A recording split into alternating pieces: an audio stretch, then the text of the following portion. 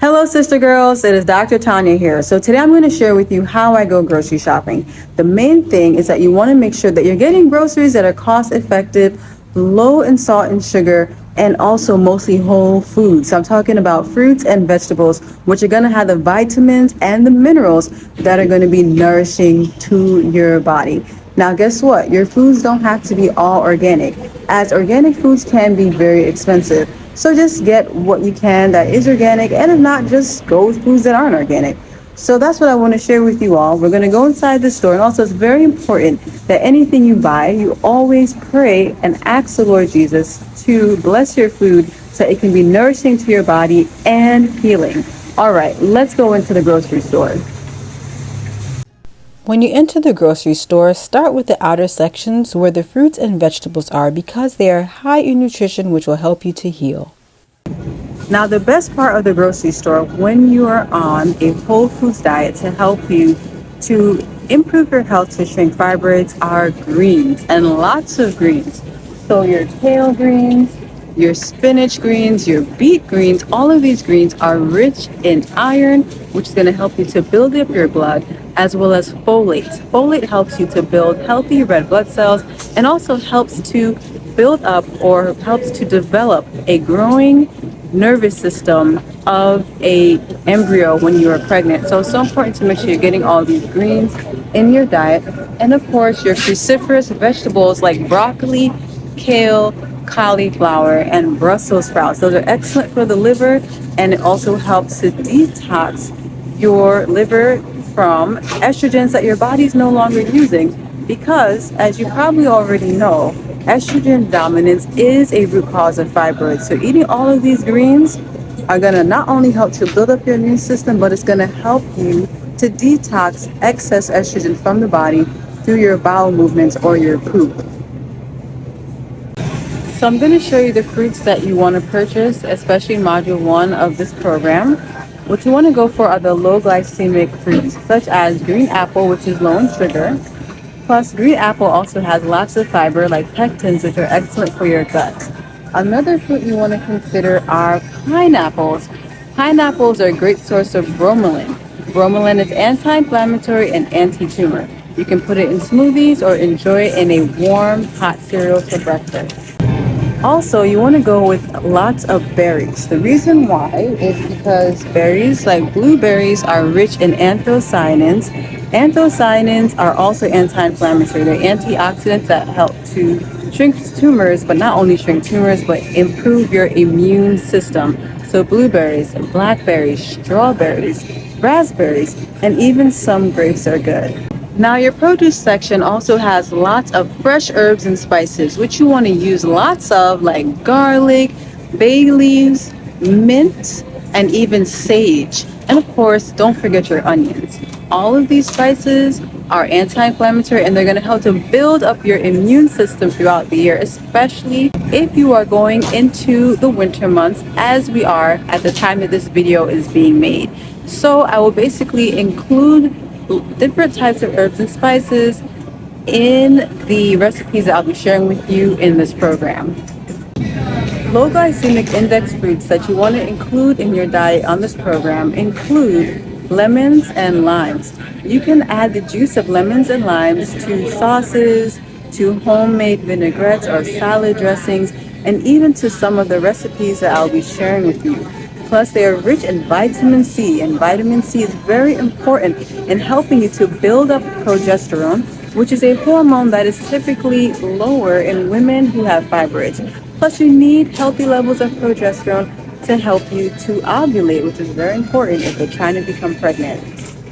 Now, many cultures, including Afro-Caribbean cuisine and even African cuisine, we love to eat our starchy potatoes and yams. Now, while those foods are nutritious, especially if organic, you want to eat less of those if you're trying to improve your health and you're trying to heal from fibroids. So some starchy vegetables that will be included in this program include butternut squash. We will also be using sweet potatoes, in particular the white yams. So basically, yams are good if used in moderation.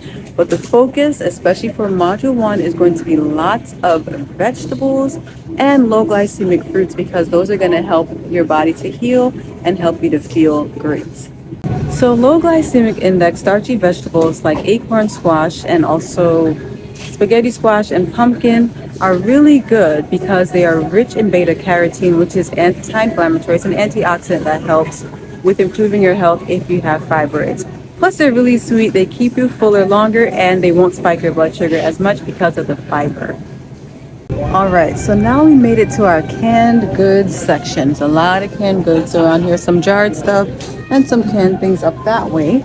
But what I want to share with you are the types of canned goods that I select when I go grocery shopping. The main thing is you want to go with organic as much as possible, right? If you go with organic or any type of canned food, even if it's not organic, you want to make sure that it's low sodium. So a low sodium canned good would be one that is less than 140 milligrams of sodium. So in this case, this can of chickpeas has a sodium content of 120 milligrams of sodium, which is excellent and lower than the recommended amount. Now, you can also go with canned goods that have no added salt, which is even perfect because you can add a pinch of salt at the end of your cooking. Now, in general, on this healing journey, when it comes to your diet, you want to avoid the packaged cereals and junk food in the middle aisles, like the Pop-Tarts, the Welch's, and even the granola that have lots of sugar in it. So a lot of these cereals that I used to think were healthy when I was younger use glucose syrups and also cane sugar, which can spike your blood sugar, cause insulin resistance, and even contribute to hormone imbalance, including estrogen dominance. So you want to make sure you avoid these cereals and stick with the healthier grains that I'm going to teach you how to make that you can actually substitute for a cereal. So avoid the cane sugars, the chewing gums, and the candies. Now let's talk about nuts and seeds. Nuts and seeds are a great source of protein. They also have vitamin E and healthy fats, which are good for you. But a lot of the nuts that you see in the grocery store, especially what's behind me, tend to have excess salt in them, which is not good for your blood pressure. So here's the thing, raw nuts are great, but you can also have toasted nuts too, or toasted seeds.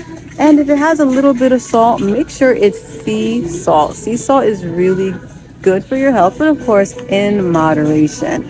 So here I have some macadamia nuts, and it also has sea salt, just 2 ingredients in there. And the amount of sodium that's in there is 84 milligrams per serving. So that's a really good salt content. Also, you may want to consider getting raw almonds.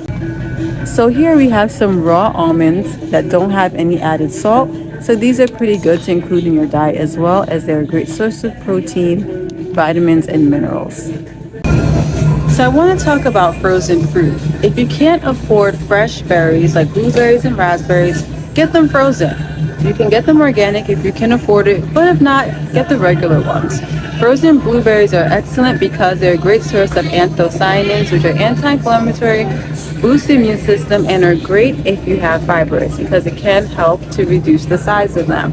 So I like to use the frozen blueberries in my morning cereals, my hot cereals in particular, in a smoothie. Plus they make a great snack because if you put them out, they actually taste a bit like a sorbet or a frozen treat basically. So choose the frozen berries if you cannot afford the fresh berries. All right, sisters, so we're all done with grocery shopping, and now we're gonna head home and make some delicious food. So let's get into the kitchen.